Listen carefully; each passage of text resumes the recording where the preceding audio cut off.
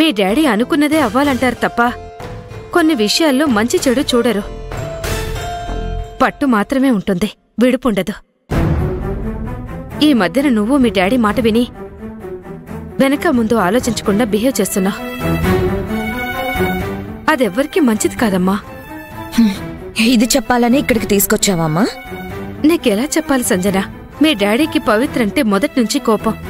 ఆది అంటే బాధ్యత లేకుండా తిరుగుతుంటాడని నచ్చదు. వాళ్ళిద్దరూ ఏం చేసినా ఏదో ఒక లోపం వెతికి వాళ్ళని ఏదో ఒకటి అంటూనే ఉంటారు. ఇప్పుడు వాళ్ళ మీద ఏవేవో చెప్పి వాళ్ళకి వ్యతిరేకంగా మార్చాలని చూస్తున్నారని నాకనిపిస్తుంది. దీని గురించి మాట్లాడాలని నిన్నిక్కడికి తీసుకొచ్చాను. ఎక్స్పెక్ట్ చేశానమ్మా. ఇదే నాతో మాట్లాడతావని ఎక్స్పెక్ట్ చేశాను. డాడీ వాళ్ళకి వ్యతిరేకంగా ఏం చెప్పట్లేదమ్మా. ఆదియే డాడీకి నచ్చని పనులు చేస్తున్నాడు. ఆది ఇంతకు ముందులా లేడమ్మా, చాలా మారిపోయాడు. డాడీకి విలువ ఇవ్వడం లేదు, నన్ను పట్టించుకోవడం లేదు. డాడీ వాడికి సపోర్ట్ చేయాలని చూస్తున్నారు, కానీ ఆది తనకి నచ్చినట్టుగా బిహేవ్ చేస్తున్నాడు. చూడు సంజన, మనకి అభిప్రాయం చెప్పే హక్కుంది కాని వాటిని బలవంతంగా రుద్దే అధికారం లేదు. ఆది ఇప్పుడిప్పుడే కుటుంబ బాధ్యతలు చూసుకుంటున్నాడు, బిజినెస్ వ్యవహారాలు మొదలుపెట్టాడు కదా. అతనికి కొంచెం టైం ఇవ్వాలి కదా. మనం చెప్పేది ఆది వినాలని అనుకోకూడదు. ఈ మనస్తత్వం నీకు ఉంది, మీ డాడీకి ఉంది. నేను డాడీ వాడికి చెడు చేయాలని చూడట్లేదు కదమ్మా, మంచి చెయ్యాలని చూస్తున్నాం. కానీ వాడేం చేస్తున్నాడు? మమ్మల్ని కాదని వాడి పాటికి వాడు ఇష్టం వచ్చినట్టు నిర్ణయాలు తీసుకుంటున్నాడు. ఆదికి నేను ఫోన్ చేస్తే ఆన్సర్ చేయడు, తిరిగి కాల్ బ్యాక్ చేయడు. నాకు కోపం వస్తే కనీసం కన్విన్స్ కూడా చేయడు. అన్నిటికీ నేనే అర్థం చేసుకోవాలా? వాడు మాత్రం వాడికి నచ్చినట్టు ఉంటానంటే ఎలా కుదురుతుందమ్మా? అర్థానికి అపార్థానికి ఒక అక్షరమే తేడా, కాని దానివల్ల కలిగే ఫలితం భూమికి ఆకాశానికి ఉన్నంత దూరం. అపార్థం ఆవేశానికి తావిస్తుంది, ఆవేశం గొడవలకు దారితీస్తుంది. పెళ్లి చేసుకోబోయే మీ ఇద్దరి మధ్యన అభిప్రాయ భేదాలు ఉండొచ్చు కాని మనసు మీదకు తీసుకునేంత గొడవలకు దారితీయకూడదు సంజన. అది మంచిది కాదు. నా మాట విను, మనస్పర్ధలు పెరిగేదాకా ఉండకు. దయచేసి నువ్వైనా అర్థం చేసుకుని ఆదికి ఫోన్ చేసి మాట్లాడు. నేనే ఎందుకు అర్థం చేసుకోవాలమ్మా? వాడెందుకు అర్థం చేసుకోడు? నేనే ఎందుకని కాల్ చేయాలి? వాడెందుకు చేయడు? అయినా సరే నిన్న నాకు నేనుగా ఫోన్ చేశాను. మీటింగ్కి ప్రిపేర్ అవుతున్నానని మాట్లాడకుండా ఫోన్ పెట్టేశాడు. మార్నింగ్ చేస్తాడేమో అని వెయిట్ చేశాను, చేయలేదు. మీటింగ్ హడావిడిలో ఉన్నాడేమో అని సర్ది చెప్పుకున్నాను. ఇప్పుడు మీటింగ్ అయిపోయి ఎంతసేపు అయి ఉంటుందమ్మా? ఇప్పటికి కూడా ఆదికి నాకు కాల్ చేయాలని అనిపించలేదా? వాడు మాట్లాడేదాకా నేను కూడా మాట్లాడను. ఆది ఫోన్ చేసేదాకా నేను కూడా చేయను. అది కాదమ్మా. ఇంకేం మాట్లాడద్దమ్మా. Madam, order. 2 coffee, 1 water bottle తీసుకురమ్మా.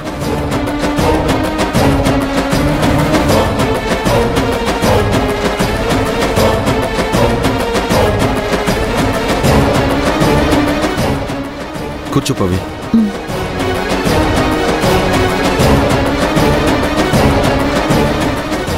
చాలా రోజుల తర్వాత మళ్ళీ రెస్టారెంట్కి వచ్చాం.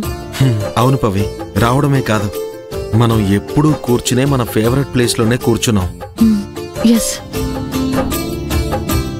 సరే, ఇంతకీ ఫుడ్ ఏం ఆర్డర్ చేద్దాం? అంతకన్నా ముందు నీతో మాట్లాడాలి. అనుకున్నా, నువ్వు రెస్టారెంట్కి వెళ్దామన్న వెంటనే అనుకున్నాను ఈ సీన్ ఉంటుందని. ఇంకెందుకు ఆలస్యం, మొదలుపెట్టు. రే, సంజుతో ఒకసారి మాట్లాడరా. ఎందుకురా తన విషయంలో ఇంత పట్టుదలతో ఉన్నావు?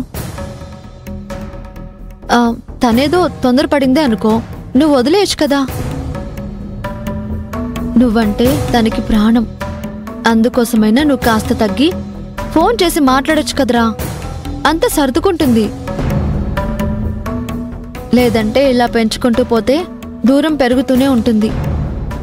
దూరం నేను పెంచానా పవి? దానికదే పెంచుకుంటుంది.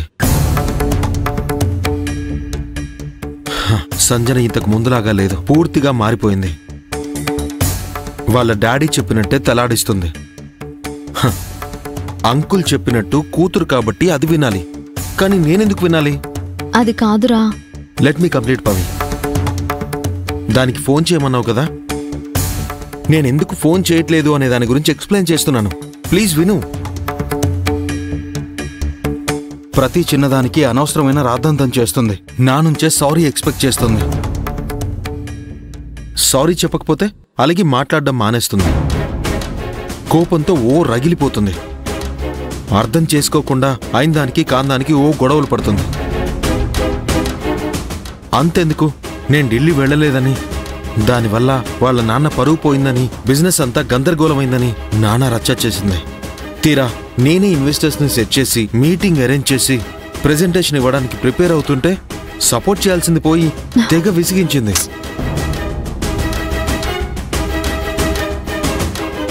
ఫోన్లే అది కూడా వదిలేయి. సరే నేనే సర్దుకుపోదాం అనుకుంటే మీటింగ్ అయ్యి ఇంతసేపు అయింది. కనీసం ఒక్క ఫోన్ కాల్ చేసి ప్రెజెంటేషన్ ఎలా ఇచ్చావు, మీటింగ్ సక్సెస్ అయిందా అని కూడా అడగలేదు.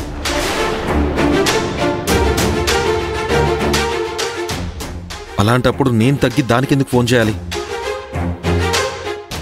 ఒకవేళ చేసినా నేను తగ్గానని అర్థమైందో నా తల మీదెక్కి జీవితాంతం తైతక్కలాడిస్తూనే ఉంటుంది.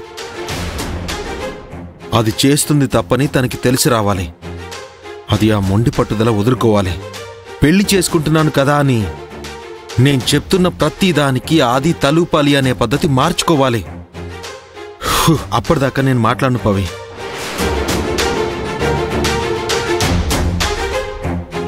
ఇవే విషయాలు దాంతో మాట్లాడి డైరెక్ట్గా చెప్పరా?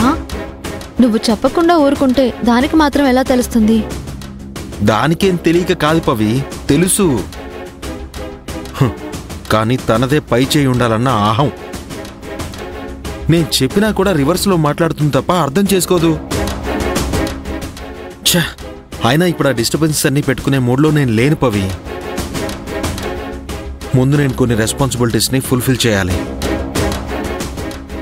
అరవింద్ అన్నయ్యకి ఇచ్చిన మాట ప్రకారం నాకు నువ్వు, నీ కడుపులో ఉన్న బేబీయే ముఖ్యం. అంతేకాదు పవి, ఇన్నాళ్ళు బాధ్యత లేకుండా ప్రవర్తించి అందరినీ బాధ పెట్టాను. ఇక నుంచైనా ఫ్యామిలీని చూసుకోవాలి.